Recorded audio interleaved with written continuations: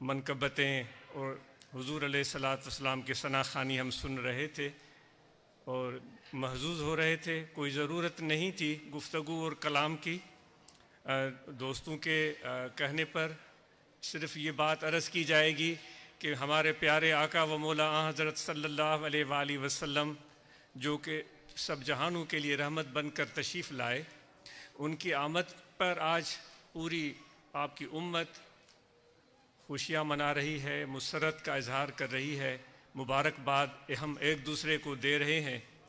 یہ ساری چیزیں آپ کے ساتھ محبت اور وابستگی وارفتگی کا اظہار کر رہی ہیں، لیکن آپ اور ہم سب کو، مرد اور خواتین کو، یہ نہیں بھولنا چاہیے کہ آپ صلی اللہ علیہ وآلہ وسلم نے اس دنیا میں آ کر کس طرح انسانوں کے اندر تبدیلی رونما فرمائی تھی۔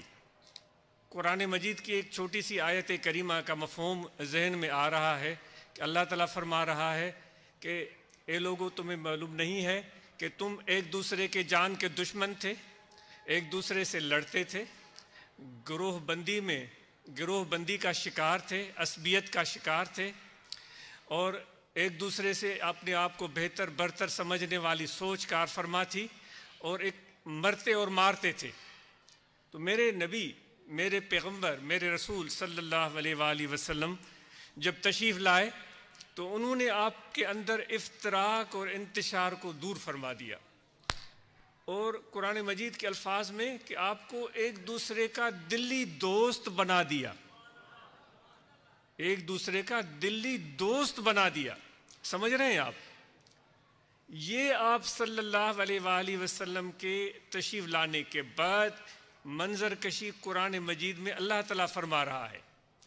تو ہم اور آپ کو آج یہ چیز یاد رکھنی ہے کہ ہم افتراق، انتشار، عصبیت اور ان خرابیوں کا شکار نہ ہوں، اور آپس میں ایسی چیزیں جو افتراق پیدا کر دیتی ہیں ان سے بچنے کی کوشش کریں۔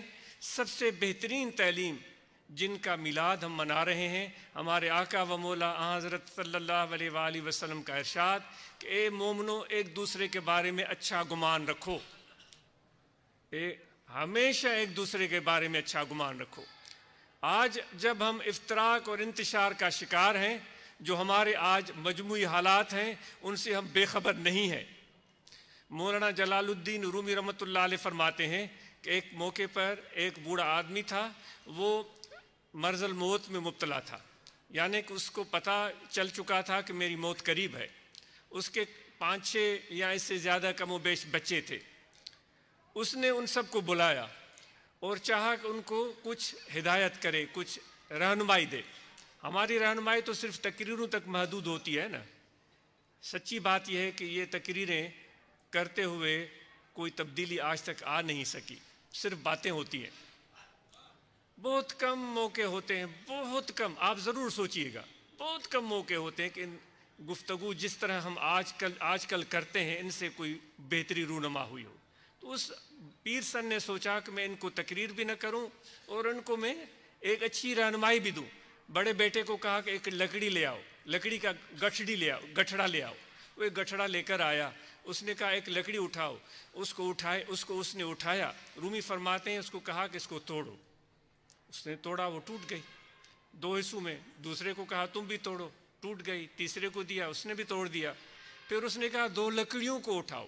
اب ایک لکڑی کے بعد 2 لکڑیاں ایک ساتھ، وہ 4 بھائی تھے غالباً۔ اس نے کہا ان کو توڑو۔ دونوں کو ملا کر اس نے جب توڑنے کی کوشش کی تو ٹوٹ تو گئیں، لیکن اس کو طاقت لگانی پڑی۔ اس طرح دوسرے کو بھی کہا، تیسرے چوتھے کو بھی۔ پھر اس نے کہا 3 لکڑیاں اٹھاؤ۔ اس نے ایک ساتھ 3 لکڑیاں اٹھائیں، کہا ان کو توڑو۔ ان میں سے جو بڑا بھائی تھا اس نے طاقت لگائی، زور آزمائی کی، توڑنے کی کوشش کی۔ بہت مشکل سے بڑے زور آزمائی کے بعد وہ 3 لکڑیاں ٹوٹیں۔ پھر آخر میں اس نے کہا قصہ مختصر کہ 4 لکڑیاں اٹھاؤ، کیونکہ وہ 4 بھائی تھے غالباً۔ جب 4 لکڑیاں اٹھائی اور ان کو کہا کہ ان کو توڑو، بڑے بھائی کو، بڑے بیٹے کو کہا جو بھائیوں میں بڑا تھا اور اس کا بڑا بیٹا تھا، توڑو۔ اس نے پوری طاقت لگائی، اسی کے پسینے بہنے لگے، ہاتھ پاؤں ٹانگوں کا زور سب اس نے لگایا، لیکن وہ 4 لکڑیاں ایک ساتھ ٹوٹ کر نہیں دی۔ تو اس باپ نے اپنے بچوں کو کہا، یاد رکھو اگر آپ افتراق اور انتشار کا شکار ہیں، الگ الگ ہیں، تو دنیا میں آپ کے مخالفین آپ کو ایسے توڑ دیں گے، ایک لکڑی کو جیسے توڑ دیا آپ نے۔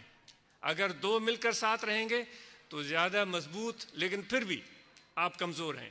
3 کچھ اور مضبوط لیکن کمزور، پھر بھی کمزور، لیکن چاروں اگر ساتھ ہیں تو پھر آپ کو کوئی توڑ نہیں سکتا۔ تو آج امت محمدی علیہ صاحب الصلاۃ والتسلیم کو اسی اعتصام اتفاق کی ضرورت ہے۔ وَاعْتَصِمُوا بِحَبْلِ اللَّهِ جَمِيعًا۔ اور ہم اور آپ ایک سفر میں ہیں۔ آپ نے مشہور کہاوت سنی ہے کہ زندگی ایک سفر مسلسل ہے، اور ہمیں اپنی منزل پر پہنچنا ہے۔ خصوصاً نوجوانوں سے گزارش کی جاتی ہے، آپ کی منزل بہت عالی شان ہے، بہت بلند ہے۔ ان نوجوانوں سے گزارش ہے، آپ نے اس قوم کی، اس ملت کی، ان مسلمانوں کی رہنمائی کرنی ہے۔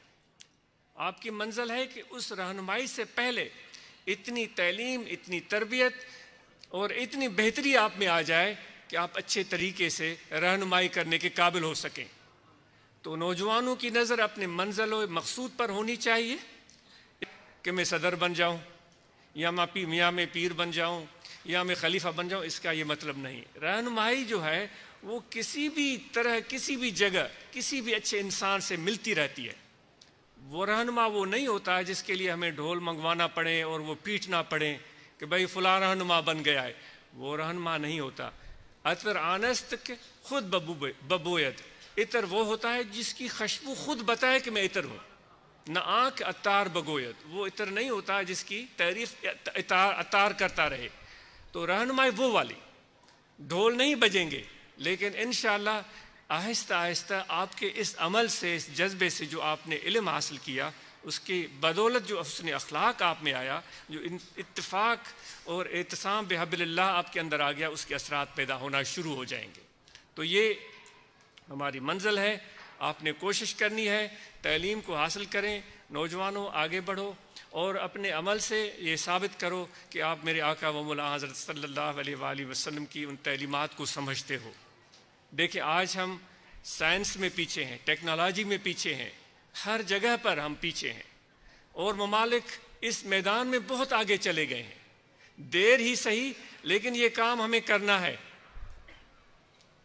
انشاءاللہ۔ اور یہ نوجوان اپنی محنت اور کوشش اور جذبے سے یہ اس قوم، اس ملت، میرے آقا و مولا حضرت صلی اللہ علیہ وسلم اونچا کریں گے، کیونکہ آپ کی میراث بھی علم ہے، آپ کی میراث بھی علم ہے جو آپ نے ہم اور آپ کے لیے چھوڑی ہے۔ اللہ تعالی ہم سب کو عمل کی توفیق دے۔ یہ ذکر کرتے رہیں، یہ دل ہے، ہمیشہ توجہ رکھیں کہ دل ذکر کر رہا ہے، اللہ اللہ اللہ۔ آپ سب کا بہت شکریہ، عید میلاد النبی مبارک، اور آپ کے لیے بہت ساری دعائیں۔ اللہ تعالی آپ سب کا آنا قبول فرمائے۔ اللہم صلی علی سیدنا مولانا صلی اللہ تعالی علی خیر خلقی ونور عرشی